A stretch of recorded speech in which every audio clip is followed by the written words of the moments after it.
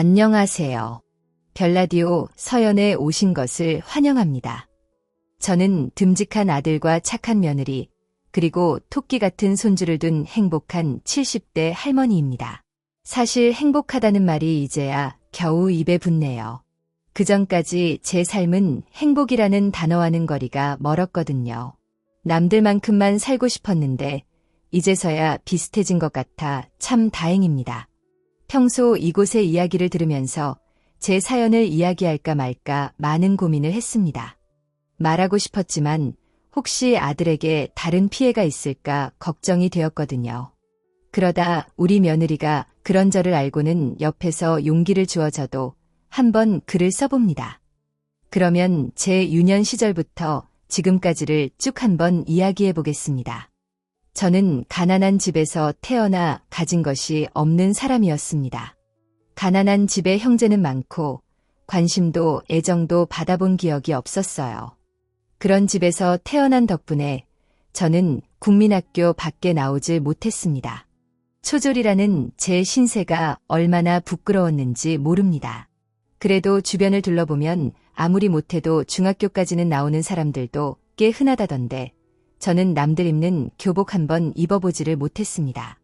없는 형편의 여자가 배워서 뭐 하냐는 부모님의 말씀에 저는 국민학교만 겨우 졸업하고 그 어린 나이에 곧바로 일을 시작하게 되었습니다. 시골에서 무슨 할 일이 있는 것도 아니고 그때는 다들 일자리 구하러 서울로 올라가던 때였습니다. 저도 차비만 겨우 들고 쫓겨나듯 서울로 보내졌죠. 그 이후로 서울에 있는 친척집에 얹어 살며 공장의 개공으로 취직을 하게 된 저는 중학생 나이부터 사회인이 되었습니다. 수많은 여공들 중에서도 제일로 나이 어렸던 저는 친척집에 떠넘기듯 맡겨져서 눈칫밥 먹으며 무엇 하나 마음 편히 할 수 없었습니다. 그렇게 저는 매일 하루 10시간이 넘는 시간 동안 열심히 미싱을 돌려 힘들게 번 돈을 모두 집에 생활비로 보내곤 했었습니다. 그러면 제 수중에 남는 돈은 몇 푼 되지가 않았어요. 이른 나이에 시작한 고생이 매일매일 지긋지긋했습니다. 언젠가는 익숙해질 거라 생각했던 눈칫밥도 영 적응되지 않았네요. 그러다가 제가 남편을 만나게 되었습니다. 역공장을 다니던 남편과 오며 가며 인사를 주고받았던 저는 어느새 그 사람과 사랑을 주고받는 연인이 되었습니다. 병근 씨는 일 힘들지도 않아요. 나는 퇴근하면 힘들어 죽을 것 같은데 병근 씨는 늘 웃고 있네요. 일이야 맨날 하는 거니까 힘든 게 당연하지만 다 선자 씨 덕분이죠. 저는 선자 씨 보면 그냥 힘이 나고 웃음이 나네요. 서로 팍팍한 인생의 단비 같은 존재였습니다. 늘 기름대가 지워지지 않을 정도로 열심히 일하는 그 사람을 보며 믿음직하다는 인상을 느꼈습니다. 그리고 무엇보다 고향 동생들 생각하며 열심히 사는 착한 사람이었기에 저도 객지에서 쉽게 마음을 열 수가 있었죠. 선자 씨, 저 선자 씨 사랑합니다. 내가 가진 것도 없고 잘난 것도 없지만 내가 선자 씨 평생 사랑해 줄 수 있어요. 선자 씨, 나랑 결혼해 줄래요? 착한 성격과 책임감, 안정적인 월급까지 저에 비해 모든 것이 나은 그 사람을 보며 저는 그와 안정적인 가정을 꾸리고 싶었습니다. 그때 남편은 제 인생의 동아줄같이 느껴졌습니다. 저는 친척집에서 눈칫밥 먹으며 살고 싶지 않았고 안정적이고 걱정 없이 사는 인생을 원했던 저는 이른 나이에 남편과 결혼을 하게 되었습니다. 둘 다 여유 있는 사람들이 아니었기에 정숨을 떠놓고 단촐하게 식을 올렸습니다. 그리고 작은 새 방을 얻어 그곳에 신혼방을 꾸렸죠. 없는 살림에 사글세를 얻어 남편과 신혼을 시작하게 된 저는 그 언제보다도 행복한 일상을 보낼 수 있었습니다. 세상에 내 편 하나 없다 생각했는데 평생 함께할 든든한 내 편이 생겼다는 것이 그렇게 마음이 놓일 수가 없었어요. 다정하고 착한 남편 덕분에 제 결혼 생활은 넉넉하지 않아도 참 행복했습니다. 밥을 굶더라도 남편과 함께하면 좋았기에 얼굴만 봐도 웃음이 나올 정도로 좋았었죠. 그렇게 사랑하던 우리 부부 사이에 사랑의 결실이 태어나게 되었습니다. 자식을 낳고 보니 저희는 부모로서 책임이 더 커질 수밖에 없었습니다. 원래도 책임감이 강하고 든든했던 남편은 아이가 태어난 후로 처자식 걱정만 하며 더욱 열심히 살았고, 그런 남편 덕분에 궁핍했던 저희의 형편도 점점 나아질 수 있었습니다. 작지만 아이방을 내어줄 수 있는 제대로 된 집도 구하고 모든 게 다 좋아질 것만 같았습니다. 정말 그랬었다면 얼마나 좋았을지 저는 지금도 상상해보곤 합니다. 하지만 제 인생이 처음부터 꼬여 있었던 것인지 가장 기뻤던 순간에 불행이 찾아오고 말았습니다. 일을 나갔던 남편이 병원에 실려갔다는 소식을 듣고 저는 어린 아들을 들쳐업고 병원으로 달려갔습니다. 신발도 제대로 고쳐 신지 못하고 정신없이 찾아간 그곳에서 저는 끔찍한 이야기를 듣고 말았습니다. 선생님, 저희 남편 어떻게 된 거예요? 수술하면 살 수 있는 건가요? 그게 환자분이 척추를 크게 다치셔서 수술을 잘 마치더라도 감각이 돌아오지 않으실 수도 있습니다.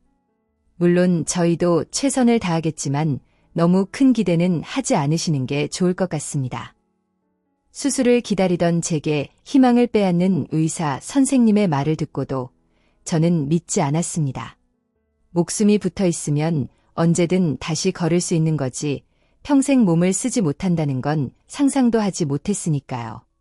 하지만 그 후로 몇 번의 수술을 받은 후에도 남편은 다시는 자기 힘으로 일어설 수 없었습니다. 집안의 가장이던 남편이 사지마비가 되고 저는 크게 상심했습니다. 왜 하필 우리 집에 이런 일이 벌어지는지 하늘이 원망스러웠죠. 하지만 그래도 남편 목숨만은 살려주셔서 감사하다 생각할 수밖에 없었습니다. 만약 그때 남편이 죽기라도 했으면 저도 어떻게 버틸 수 있었을지 모르겠네요. 그 뒤로 저는 움직이지 못하는 남편과 아직 어린 아들을 홀로 책임져야 했습니다. 남편을 돌봐야 하고 돈도 벌어야 했기에 앞이 까마득했죠. 그래도 살려고 하면 어떻게든 사라지는지 저는 여태 잘 버텨냈습니다. 별별 일을 다 해봤습니다. 남의 집 식모일은 물론이고 아픈 남편을 뉘어놓고 남의 집 식구 병수발도 들어봤어요. 돈이 되는 일이라면 뭐든지 해야 했기에 그날 이후 제 인생은 완전히 사라져버렸습니다. 남편이 아프고 자식이 어린데 나 하나 희생하지 못할 이유가 뭐가 있겠어요? 그렇게 저는 온갖 고생을 다하며 혼자 자식을 키웠습니다. 가끔은 혼자 너무 힘들어서 누워있는 남편 옆에서 숨죽여 울기도 하고 저도 어디 기대고 싶고 위로받고 싶은 적도 참 많았습니다. 누가 내 고생을 알아주나 싶어 억울하기도 했죠. 하지만 결국 자식 하나 잘 키우는 게 제 의무라 생각하며 열심히 버텼습니다. 내가 고생하면서 살더라도 내 자식만큼은 남편 몫까지 잘 키워야 했기에 저도 끝까지 노력했습니다. 열심히 벌어서 하나뿐인 아들을 대학까지 보내놓고 한시름 놓아도 되지 않을까 생각했습니다. 예전에는 대학만 들어가면 취업은 어려운 일이 아니었기에 우리 아들도 대학 졸업하면 탄탄대로가 펼쳐질 거라고 생각했습니다. 사실 제가 너무 몰라서 그랬습니다. 나는 초등학교 밖에 못 나와서 요즘 세상에 어떻게 굴러가는지, 젊은이들 청년 실업이 얼마나 심각한지 그런 건 아무것도 몰랐어요. 다른 부모들이 자식을 위해 얼마나 대단한 것들을 더해주는지도 모르고 그저 대학 하나 보내준 것만으로 다행이라 생각했습니다. 그래서 그런지 아들에게도 취업이 쉽지 않았습니다. 제가 바보 같아서 내 아들이 고생을 할 수밖에 없었네요. 제가 보기에는 뭐라도 시켜만 주면 참 열심히 하고 잘할 아이인데 이렇게 불러주는 곳이 없나 답답했죠. 그래도 가장 답답한 것은 아들 본인이었을 겁니다. 높은 경쟁률과 좁은 취업문 때문에 아들은 한동안 마음고생이 심했습니다. 매번 열심히 면접 준비를 하는데도 탈락 통보를 받으면서 그 속이 얼마나 썩었을지 모르겠습니다. 그런데도 우리 아들은 부모 잘못 만나서 한탄 한 번 하지를 않고 오히려 아르바이트까지 하며 열심히 살았습니다. 어머니, 저 내일부터 아르바이트 하게 됐어요. 아르바이트. 취업 준비하느라 바쁘면서 무슨 아르바이트까지 하려고? 그냥 회사 사무보조 같은 일인데 그래도 회사 일이니깐 인력에도 도움이 되지 않을까 싶어서요. 가만히 있는 것보다 뭐라도 하다 보면 저한테도 기회가 오지 않을까요? 그래, 좋은 일이라면 너무 다행이다. 우리 아들 이렇게 열심히 하는데 언젠가는 빛을 볼 날이 올 거야. 엄마가 항상 응원할게. 그렇게 한 회사에 아르바이트를 다니게 된 아들은 단순한 아르바이트뿐인데도 늘 지각 한 번 없이 열심히 회사를 다녔습니다. 정말 자리만 있다면 누구보다 열심히 할 텐데 그런 아들이 더 안타까웠죠. 그러던 중에 아들이 회사에서 옛 아가씨를 만나게 되었습니다. 어머니, 저 결혼하고 싶은 사람이 생겼어요. 좀 이르다 싶어 놀라실지 모르겠지만 진지하게 만나고 있어요. 그 회사에 나간 지 몇 달 되지 않았는데 여자를 만나 결혼까지 하고 싶다 말하는 걸 보고 놀랄 수밖에 없었습니다. 그것도 놀라웠지만 회사에서 만났다는 그 아가씨가 사실은 그 회사 사장님의 딸이라는 것을 듣고 더 놀랄 수밖에 없었습니다. 그렇게 우리 집으로 아가씨가 인사를 하러 오고 저는 예비 며느리를 맞았습니다. 얼떨떨했다가 막상 만나게 되니 얼굴도 예쁘고 뭐 하나 빠질 것 없어 보이는 예비 며느리의 모습에 저는 덜컥 겁이 났습니다. 학벌도 좋고 부모님 재력에 아쉬운 것 하나 없어 보이는 아가씨가 자기 아버지 회사에서 아르바이트하는 우리 아들과 만나는지 몰라서요. 그런데 정작 아쉬워하는 것은 제 아들이 아니라 그 아가씨였습니다. 우리 아들도 그 아가씨가 사장님 따님이라는 얘기 처음에는 많이 부담스러워했는데 그쪽에서 하도 좋다고 쫓아다녀서 만나기 시작했다 하더라고요. 근데 만난 지 몇 달 만에 결혼하고 싶다고 인사까지 하러 온 것을 보니 그 아가씨가 우리 아들을 많이 좋아하는구나 싶었습니다. 아니, 둘이 만난 지 얼마 안 된 것 같은데 결혼까지 얘기가 나오니까 나는 조금 당황스럽네. 우리 아들이 아직 제대로 된 직장에 있는 것도 아니고 말이에요. 정말 결혼할 생각이세요? 어머니, 저 창용 씨 많이 좋아해요. 가벼운 마음 아니고 저 정말 창용 씨 같이 좋은 남자 놓치고 싶지 않습니다. 그러니 저희 결혼 허락해 주세요. 근데 아가씨 정도면 다른 좋은 남자도 많을 테고 집에서 반대는 하시지 않을 수 있지. 저한테는 창용 씨보다 나은 사람 없어요. 그리고 저희 부모님은 제가 설득할 수 있으니 걱정하지 마세요. 그리고 저희 결혼하면 찬영 씨 저희 아버지 회사에서 일할 수 있게 말씀드릴게요. 조금 빠르다 싶으실지 몰라도 저희가 결혼하면 서로에게 좋은 일이 될 거예요. 그리고 어머니, 고생 많이 하셨다고 들었는데 이제 좋은 며느리 들으시면 어머님도 좋지 않으시겠어요? 제가 딸처럼 잘할게요. 어머니 너무 차이나는 집안의 갑작스러운 결혼 소식이 당황스럽기는 했지만 잘난 며느리가 우리 아들을 좋다고 하고 나한테까지 다정하게 구니까 저도 싫지 않았죠. 그리고 무엇보다 당사자들이 좋다고 하니 저도 더 반대할 것이 없었습니다. 그렇게 아이들은 만난 지 몇 달 만에 결혼을 하게 되었습니다.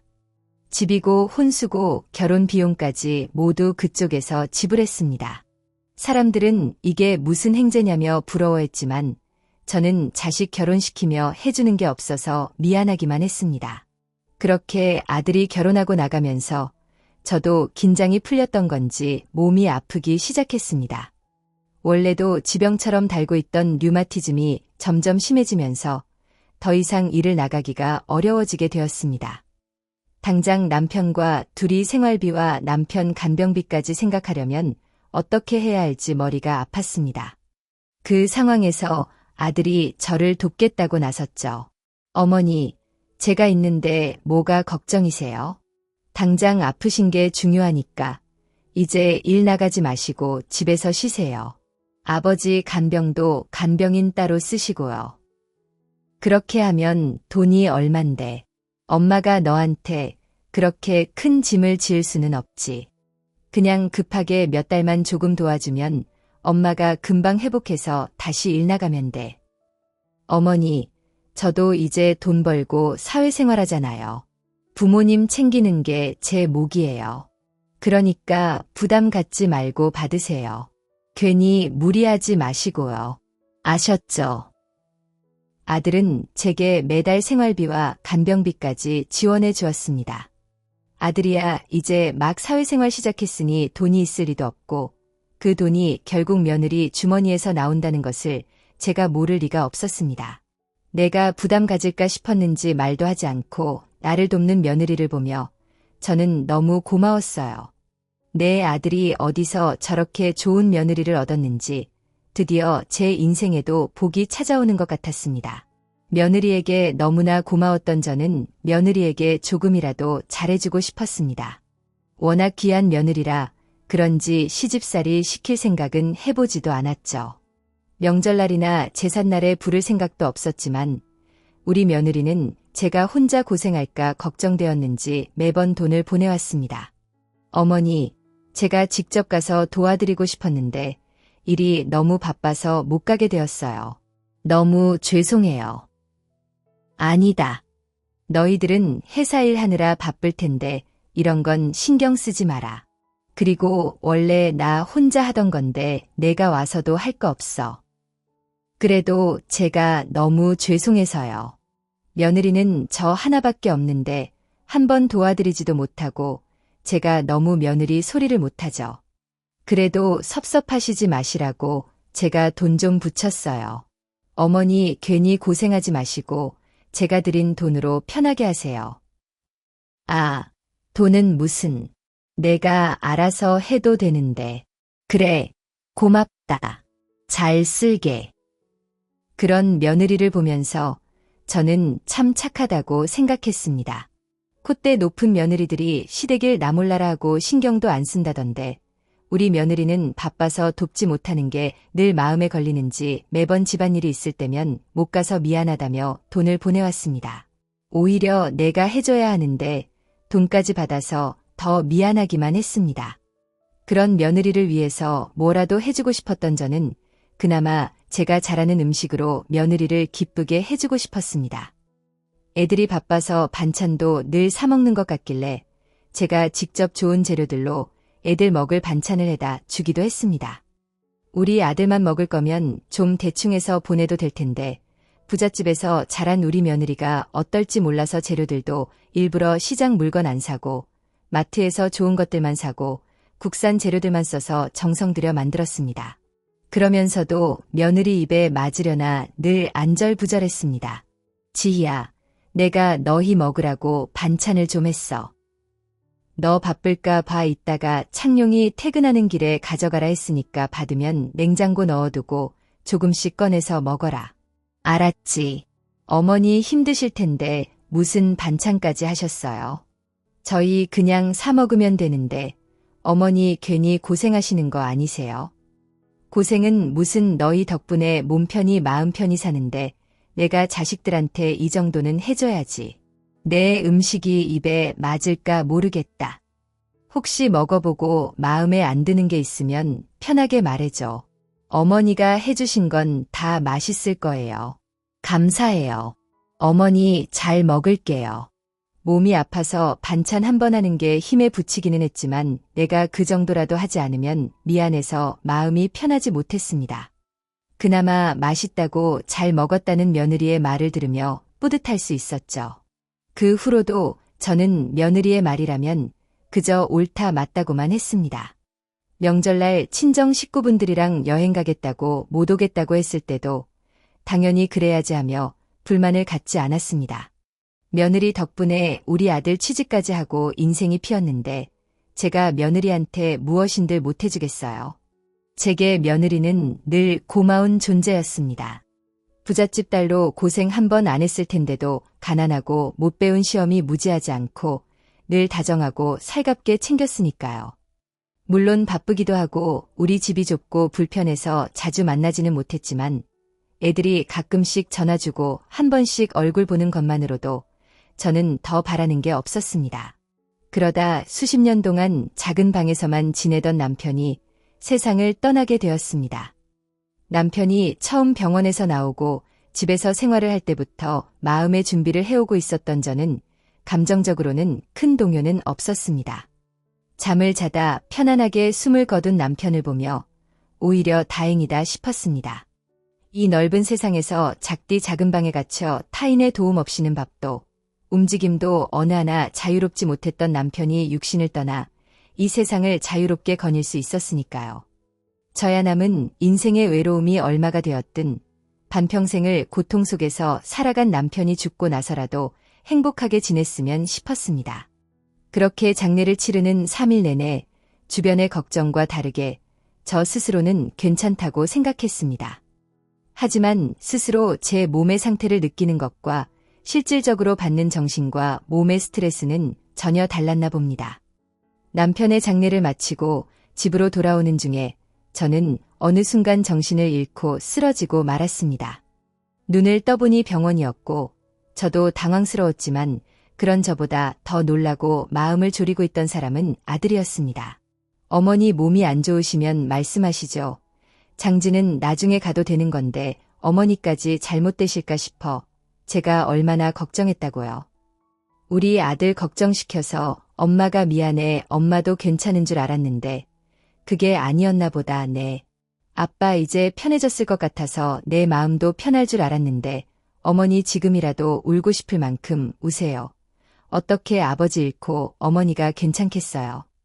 그리고 필요하신 거 있으시면 저랑 이 사람 부르세요. 어머니 지금 한쪽 다리랑 팔에 마비가 와서 내려오시다 넘어지세요. 의식이 깨어난 저는 팔과 다리가 굳어서 잘 움직여지지 않았습니다. 다행히 검사 결과 뇌와 경추에는 이상이 없어 약물과 함께 물리치료를 받으면 된다 하였지만 홀로 생활하는 것은 무리가 있었습니다. 어쩔 수 없이 저는 회복을 할 때까지 아들의 집에서 생활하게 되었죠. 다른 부모님들은 어떨지 모르겠습니다만 아들의 집에서 생활을 한다는 것이 여간 불편한 게 아니었습니다. 물론 남편을 잃고 몸까지 아픈 어머니를 잠시 돌보겠다는 아들과 며느리의 마음을 모르는 것은 아니었지만 지금까지 며느리에게 도움만 받고 살아온 제가 아들 부부 사이에 민폐가 되지 않을까 행동 하나하나가 불편했습니다. 제가 시집살이라도 고되게 받았더라면 어땠을지 모르겠지만 저희 시어머님도 평생을 고향에 계시면서 시집살이 한 번 시키시지 않았기에 시어머니 대접받는 것도 너무 불편했습니다. 바깥일과 집안일들만 해도 바쁠 텐데 저까지 신경 쓴다는 게 아들이나 며느리 모두에게 스트레스라고 생각했습니다. 얼마 되지 않는 시간이었지만 가끔 문이 닫힌 안방에서 제가 머무르는 방까지 아들과 며느리의 큰 목소리를 들으면 혹시 저 때문은 아닐까 싶어 마음이 많이 불편했네요. 이제 치료도 얼마 안 남았고 조심만 하면 병원 정도는 나 혼자도 다닐 수 있을 것 같아서 곧집에 돌아갈까 한다. 아이 무슨 말씀이세요? 어머니 아직도 잘못하시면 넘어지시는데 아직은 안 돼요. 아니지 어머님도 재활할 겸 계속 움직이셔야 빨리 회복하시지. 병원 가는 게 힘드시면 택시도 있잖아. 여보 당신은 좀 가만히 있어. 아유 싸우지들 말아라. 괜히 늙은이 때문에 니들이 다투면 내 마음이 편하겠니? 지 말대로 나도 친구도 없고 지리도 익숙하지 않는 이곳보다 우리 집이 낫겠다. 거기서 동네 아줌마들이랑 설설 다니면 돼. 그래도 지금은 안 돼요. 무조건 치료 다 받으시고 상태 확인하고 그때 결정해요. 이제 겨우 3주 남았어요. 가려면 치료 다 받고 그때 가세요. 저 어머니 이렇게 가시면 불안해서 아무것도 못해요. 아들은 며느리 생각도 좀 해주면 좋았을 텐데 기어이 제 짐을 빼앗고 치료가 끝나는 3주 동안은 모시겠다 말을 했습니다.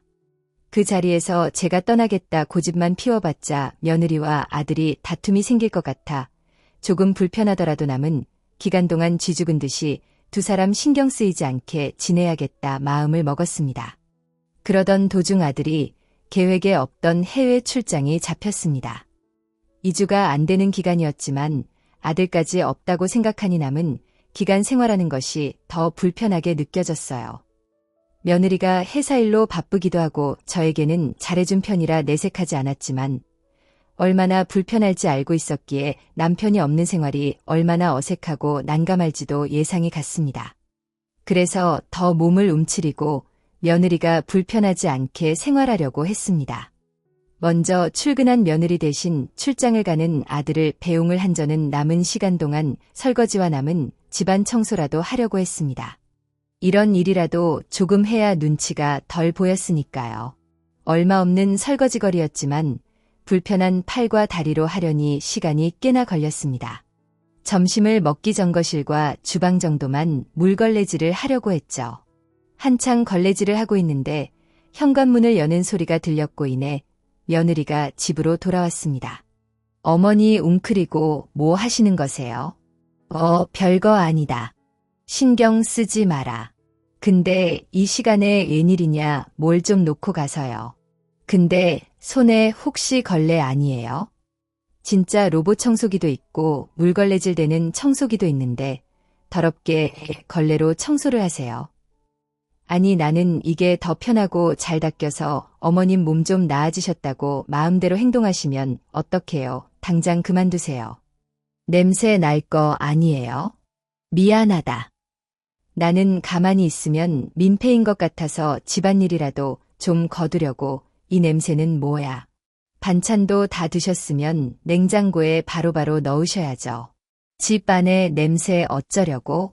아니 이것만 하고 밥을 먹는다는 게 밥 제가 차려드릴 테니깐 방에 가 있으세요. 아니다. 어머니 잠시 저 좀 따라오세요. 며느리는 밖에서 무슨 기분 나쁜 일이 있었는지 전과 다른 모습을 보였습니다. 우선은 내가 잘못한 것 같아. 며느리에게 다른 말하지 않고 미안하다 말을 하고 있었는데 며느리는 제 팔을 잡고는 2층 어디론가 데려갔습니다. 걸음이 불편한 저를 데리고 급하게 가는 바람에 계단을 올라가며 무릎을 여러 번 찍었습니다. 며느리 손에 끌려가게 된 곳은 2층에서도 반층 올라가는 다락방이었습니다. 우리가 생각하는 넓은 다락이 아닌 꼭대기 창문과 겨우 사람 1명 정도 놓을 수 있는 좁디 좁은 다락이었죠. 아니, 여긴 왜 온 거니? 어머니 잠시만 여기 계셔보세요. 잠시만 있어보라는 말과 달리 며느리는 다락방 문을 잠그고 밑으로 내려갔습니다. 그때까지 별다른 의심이 없었던 저는 새로 보는 다락방에 호기심이 생겨 이리저리 몸을 돌려보고 있었습니다. 얼마 걸리지 않아 문이 열리는 소리가 들렸고 며느리는 선반에 반찬과 밥을 가져왔습니다. 지희야 여기는 왜 데리고 온 거니? 여기서 밥을 먹으라고 하는 거야. 어머니 우선은 며칠 동안만 여기서 생활해주세요. 식사 다 하시면 제가 이불, 베개도 챙겨서 가져올게요. 아니 무슨 큰일이라도 있는 거야. 도대체 무슨 일인데 뭔데 내가 여기 있어야 하는 거야. 그건 제가 나중에 설명해 드릴게요. 잠시만 계셔주세요. 그렇게 영문도 모른 채 저는 다락방에 갇혀 생활을 하게 되었습니다. 너무 급하게 끌려온 탓에 휴대폰도 방에 놓고 와서 며느리가 올 때까지 무슨 일인지 알 수 없었습니다. 휴대폰을 가져다 달란 말에 며느리는 휴대폰 대신 책대를 가져다 주었죠. 계속해서 여기 이렇게 있어야 하는 이유를 묻는 제 물음에 며느리는 모두 아들을 위한 일이라고만 말했습니다. 아들을 위한 일이라고 했고 어차피 밑에 있어봤자 방 안에서 생활하는 게 전부였던 저는 그 좁은 다락방에서 생활하기로 했습니다. 오래 걸리지 않을 거라 생각했고 이전과 비슷한 환경에 지내는데 문제가 없을 거라 생각했습니다. 그런데 제가 잘못 생각했다는 것을 아는데 그리 오래 가지 않았습니다. 식사를 하고 얼마의 시간이 지나자 곧바로 화장실이 급했습니다. 식사를 넣어주고 곧바로 회사로 떠난 며느리 때문에 잠겨있는 문을 따고 화장실을 못 가는 것도 문제였지만 그보다 변기를 대신할 만한 용품이 하나도 없는 것이 더 문제였습니다. 휴대폰도 없고 도움을 요청할 수 없는 상황에 저는 어쩔 수 없는 선택을 하게 되었죠. 제 눈에 들어온 건 식사를 다 하고 난 빈 그릇이었습니다. 다행히 소변이었기에 당장의 급한 용무를 해결하게 되었습니다. 정말 다른 방법도 없었고 그릇이야 설거지를 하면 된다고 하나 너무 민망했습니다. 제 나이가 얼마인데 아무리 급하다고 하지만 이런 곳에 볼일을 보다니 또 이를 숨기지 못하고 며느리에게 보여줘야 하는 게 너무 창피했습니다. 읽고 회사에서 돌아온 며느리가 그릇을 수거하러 다락으로 올라왔고 결국 그 모습을 확인하게 되었죠. 아무리 급하셔도 그렇지 밥 먹는 그릇의 보리를 보시면 어떡해요? 문은 잠겨 있고 볼일은 급하고 변기 대신할 거는 없어서 지희야 나한테 열쇠를 쥐고 가면 안 되겠니? 내가 화장실만 잠깐 다녀오마. 우선은 제가 방법을 강구해 볼게요. 우선 이거 저녁 드세요. 며느리에게 이런 부탁을 하는 것도 민망했지만 앞으로는 더는 이런 일이 없을 줄 알았습니다. 하지만 제 예상과 다르게 상황이 흘러갔습니다. 열쇠를 줄 거라고 생각했던 것과 달리 저에게 준 것은 요광이었습니다. 정확하게 말하며 제대로 된 요광도 아닌 건설자재용 원통이었습니다. 여기다 해결하시면 될 거예요. 그리고 저도 급한 일이 생겨서 더는 식사 못 챙겨드리니까 미리 식사하실 것들 준비해 드릴게요. 혹시 더 필요한 거 있으세요? 아니 지희야, 도대체 무슨 일이길래 내가 이렇게 꽁꽁 숨어 있어야 하는 거니? 아예 내가 집으로 돌아가마. 그게 낫지 않겠어? 창영 씨 위한 일이라는 말밖에는 제가 다른 말을 할 수가 없어요. 그리고 창영 씨도 몰라야 하는 일이고요. 그러니 창영 씨 돌아와도 말씀하시면 안 돼요. 큰 소리 치셔도 안 되고 조용히 하고 계셔야 됩니다. 제가 나중에 이런 일을 하게 되는지는 꼭 말씀드릴게요. 그러니 조금만 참아주세요. 바보 같다고 느껴지겠지만 어쩔 도리가 없었습니다. 이 모든 게 아들을 위한 일이라고 하니 내가 조금 불편하더라도 참으면 되었으니까요. 결국 시간이 얼마나 지났는지도 잊어버린 채 다락방에서 생활을 하게 되었습니다. 다락방은 좁았지만 움직이는 게 불편했던 저에게는 문제가 없었고 작은 창으로 난 밖을 보며 답답한 마음을 풀었습니다. 빵과 물 뿌린 식사였지만 그마저도 버틸 수 있었습니다. 그런데 대소변이 있는 원통과 같이 생활하는 게 너무 힘들었습니다. 견디기 힘든 악취에 다락방 문 앞에서 며느리를 불러보았지만 답이 없었습니다. 분명 미세하게 들리는 소리로 사람이 있는 것도 같은데 아무리 불러도 대답은 없었습니다. 정말 이러다 이곳에서 죽는다고 해도 아무도 모를 것만 같았습니다. 그렇게 힘들게 하루하루를 버티던 중 다락방 밑에서 작은 말소리를 시작으로 크게 다투는 소리가 들려왔습니다. 더는 버티기가 힘들었던 저는 큰 목소리로 꺼내달라고 소리쳤습니다. 한동안 이어지던 다툼 소리가 끝나고 누군가 다락방으로 걸어오는 소리와 함께 드디어 문이 열렸습니다. 그리고 그곳에는 출장을 갔다던 아들이 서 있었습니다. 냄새와 어머니 저예요. 괜찮으세요? 어디 문제 있는 곳은 없으시죠? 움직일 수 있으세요? 우선 빨리 나가요. 그렇게 며칠 만에 저는 그 냄새나는 다락방을 빠져나올 수 있었습니다. 너무 갇혀 있었는지 재활을 하고 있을 때보다 더 걸음이 힘들어진 저는 겨우 몇 걸음을 나와 주저앉고 말았습니다. 그런 저에게 아들이 먼저 무릎을 꿇고 잘못을 했다며 빌고 있었습니다. 한 명은 가둬두고 한 명은 꺼내주고 도대체 이게 무슨 상황인지 알 수가 없었습니다. 울먹이며 저에게 사실을 말하는 아들의 이야기를 듣게 되고 저는 분노할 수밖에 없었습니다. 이 모든 문제의 원인은 며느리였습니다. 다정하고 이해심 깊어 보이던 모습과 달리 철없는 부잣집 외동딸이었던 며느리는 아들에게 첫눈에 반했지만 그와 달리 배운 것 없고 교양도 없는 우리 부부는 무척이나 싫어하고 무시했다고 합니다. 결혼하고 나서도 한동안은 그런 생각을 아들에게도 말하지 않았다고 해요. 일 때문에 바빠 찾아오지 못한다며 미안한 마음을 대신하여 표현한다던 값비싼 선물들도 마음에 우러나온 미안함이 아니었다고 합니다. 그 모든 게 돈으로 다 해결하려고 했던 거라 듣게 되었습니다.